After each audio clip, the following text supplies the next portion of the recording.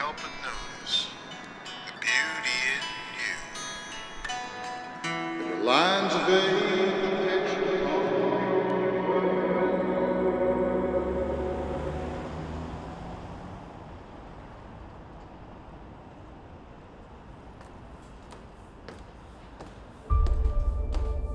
I'm not concerned with whether I lose money on this building. I don't do it as an effort to make money. I do it as an effort to restore a piece of history.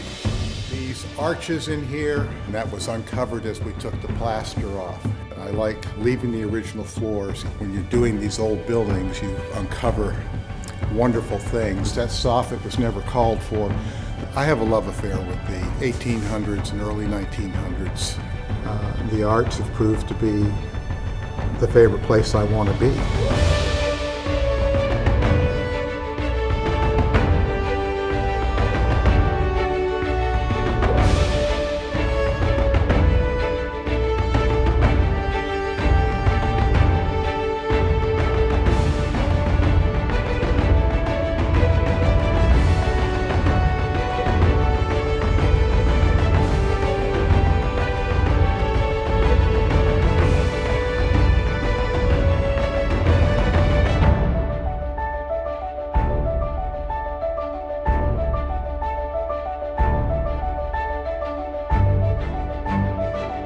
These buildings are in horrible shape, but they still are beautiful.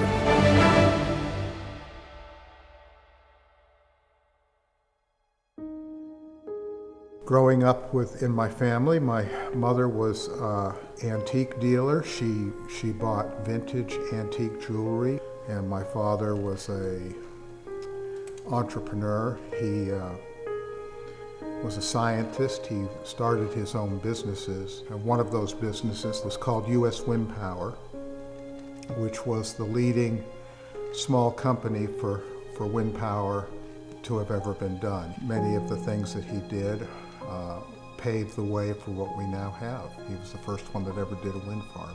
I've always had this profound feeling that this guy is doing things that are really good for the world. I mean, look what the wind power movement has done. I mean, he's in my opinion, he was one of the original pioneers and started that movement. So I've always had this admiration and appreciation for who he was. He wasn't meant to be a father, and he wasn't a good father. The same thing with my mother.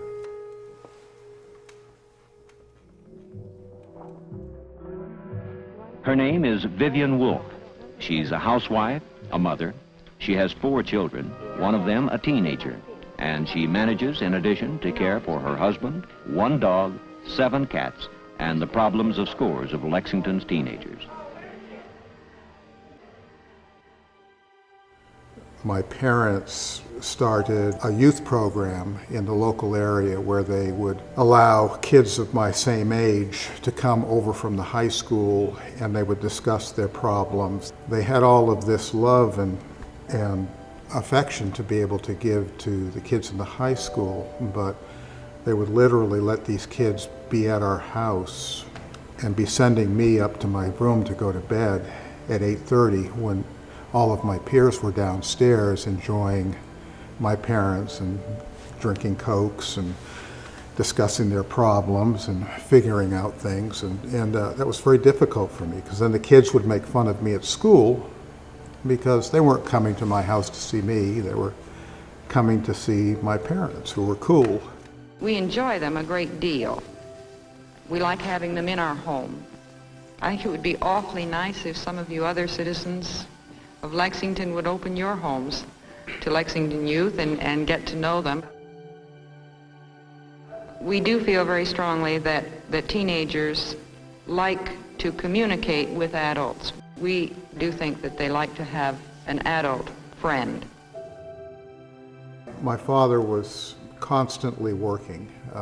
He had multiple businesses, and it's obvious that that's where his heart really was. He promised to do things with us and then just wasn't there to do it. I was probably 12 or 13 years old. I was having a difficult time in school, and they were able to diagnose it, told me that I had dyslexia. Your father is one of the foremost inventors in the entire world. Here, I couldn't even get any knowledge out of a book. I couldn't learn anything. It just made you feel pretty awful.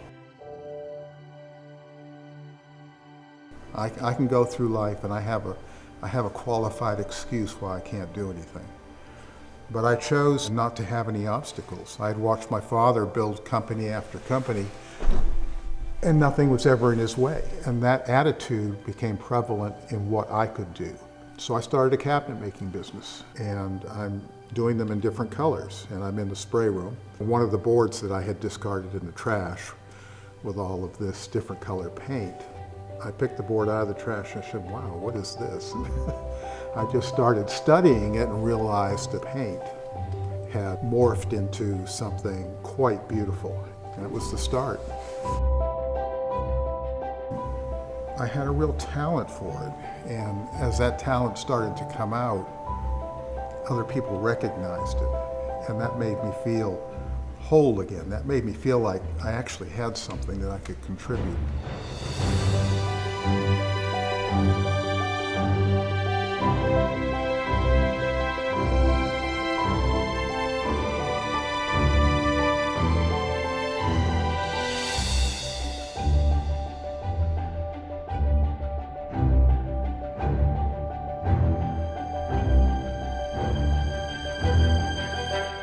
It was a turning point in my life. And when I came to this town, and I saw this town, which had these old buildings in it, many of them covered up, you know, the buildings just spoke to me. They just spoke like that palette spoke to me in the trash. I just happened to be passing through. Couldn't help but notice the beauty in you. There were lines of age etched upon your face. You had a certain kind of beauty that can't be erased. He knows that there's value there, and he doesn't want to see it disappear. You know, if he didn't buy some of the buildings that he's purchased, they would be the subject of a wrecking ball, and that is completely demoralizing. These beautiful old towns are not going to stay beautiful if we let the history fall away. You were a sight for sore eyes and the way that it used to be.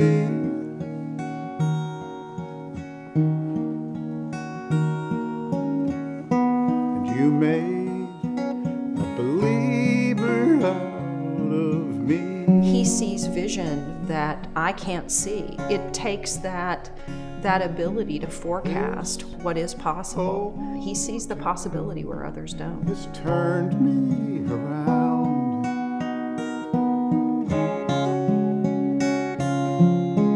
This old town, once lost, is now found.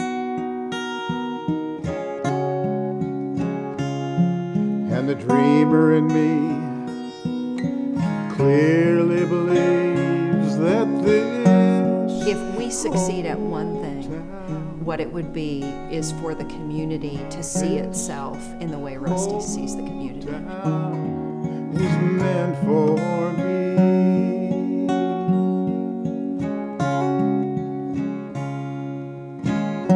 When I first came, doors were closed, buildings empty, as though time had froze. The days of glory, they were long gone. The only thing right was everything was wrong. I knew inside better days there will be. So as these projects get completed and we change the downtowns, that is infectious. It was in my dreams. That rising tide lifts all ships. Well, there may not be logs on It brings the community together. They catch the fever, and we all benefit as a result. This old town has turned me around.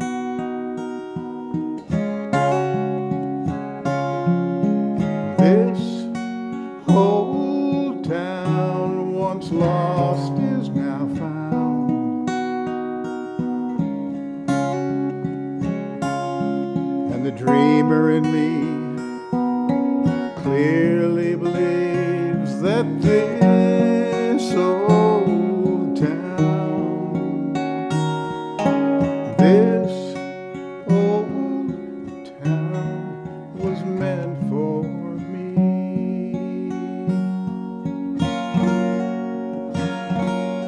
Yeah, this old town was meant for me.